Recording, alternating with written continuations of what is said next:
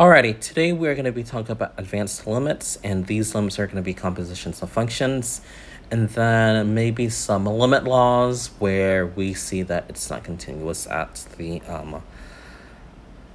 x value. There are two types of compositions of limits. The first type obviously is going to be when f and g are continuous, and if that happens, then great. So if that happens, and if we want to find the limit as x approaches f of g of x, then what we're going to do is take the limit of the inside function, in this case the limit as x approaches c of g of x, and that's going to give us some number, aka u, and what we're going to do with that u is evaluate that using the limits for the outside function. In this case, we have u right here, and then we have f of x, which is going to be my little outside function, and that's going to spit out f of u. So in total, we have this lovely thing saying that if we have f and g being continuous, we're going to evaluate the inside function, the limit of the inside function. That's going to spit out u. Then we're going to evaluate the limit of the outside function in terms of u, whatever number that is. And then we're going to evaluate that to get f of u. The sad part is if we don't have that, aka if the functions aren't continuous, then we have to use the definition of what a two-sided limit is. In this case, remember that a two-sided limit is you looking at the limit from the left and you looking at the limit from the right and seeing if they're the same. If they're the same, great. If they're not, then we have a problem and they do not exist. So let's look at part B first and see what that looks like. I'm not going to do part A yet, and I'm not going to do part C yet, and the reason why is because it has f of x and g of x. I don't want you guys to be confused of what f we're working with and what g we're working with, since they're in both. But looking at B, what I'm going to do is look at the limit as x approaches c of g of f of x, and I'm going to look at the inside function. Looking at the inside function, I have f of x, and I want to look at the limit in terms of 2. Well, plot twist, it's not continuous at 2, and because it's not continuous at 2, I have to break it down into my left-hand limit and my right-hand limit, and then see what I could do from there. So right now, if I were to evaluate my inside function, I'm going to evaluate t from the left and t from the right. Now, if I evaluate 2 from the left, you'll see that I will approach 2. And then if I were to evaluate it from 2 from the right, you can see that I'm approaching 4. Now, you also want to be very specific on where I'm approaching it. So looking at 2 right here, notice how if I were to approach it, let's look at some values around 2. We have 1.99, we have 1.999, we have 1.998, 1.997, 1.996, and so forth. And you can see that all of these values here are less than 2.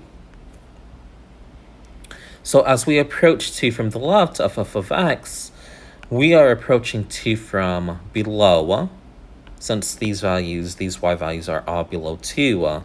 So we know that this right here will approach 2 from below, or 2 from the left.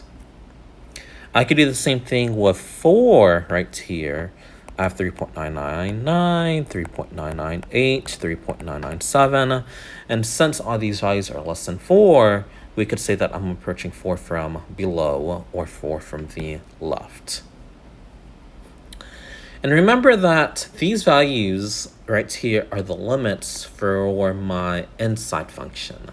And what I need to do now is say that, remember that this is u from above.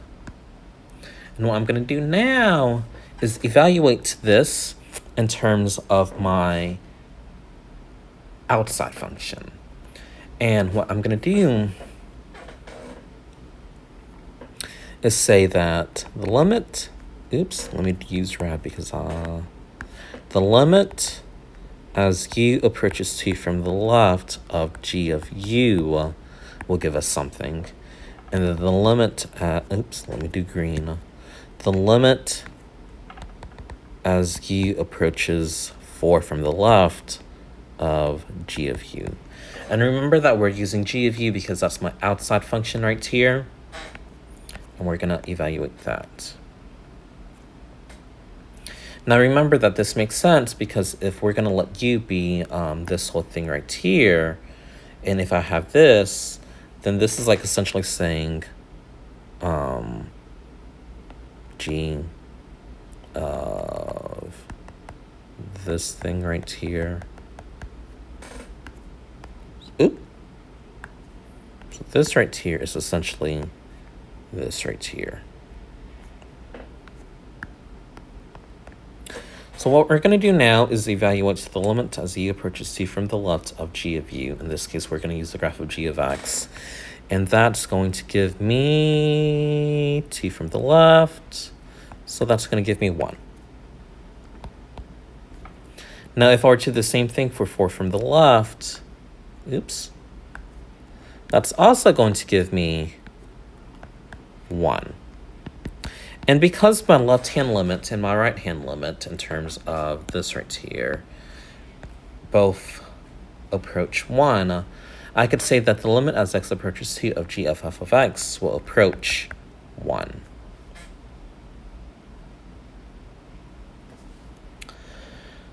All right, we're going to do the same thing for part C. We want to find the limit as x approaches 0 of g of x. So what we're going to do here is look at the limit as x approaches 0 of g of x. And you'll notice that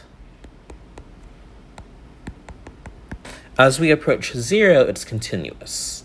So that's great. And it approaches 1. Great. Now, our goal now is to figure out how are we approaching, negative 1. How are we approaching that value right here?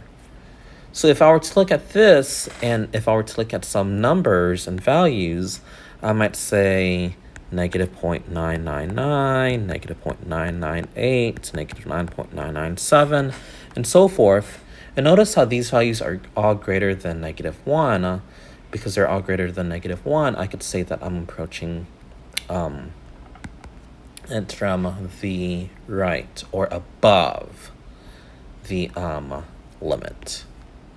This is above the limit.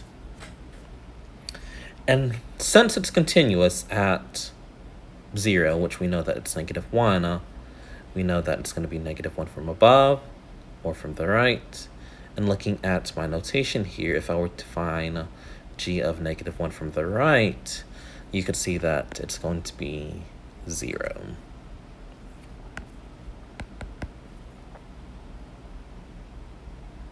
All right, so looking at A again, what I want to do is look at the limit as x approaches 5. You'll see at 5, we have an infinite discontinuity, so we know that it's not continuous, meaning that we can't apply type 1. We need to apply type 2, where we want to look at the limit as x approaches 5 from the left of f of x. And remember that these f of x is the inside function right here. Now, both of them will approach positive infinity. So I could say positive infinity, positive infinity. Now, as we approach positive infinity, remember that's going to be u. So now I need a new limit in terms of my outside function. So the limit as u approaches positive infinity of f of x. And then the limit as u approaches positive infinity of f of x again will give us, well, 2. And since these are the same, we know that the limit as x approaches 5 of f of x will give us 2. Now, the reason why I wrote this twice is because the top one corresponds to the limit as x approaches 5 from the left, and then the bottom one corresponds to the limit as x approaches 5 from the right.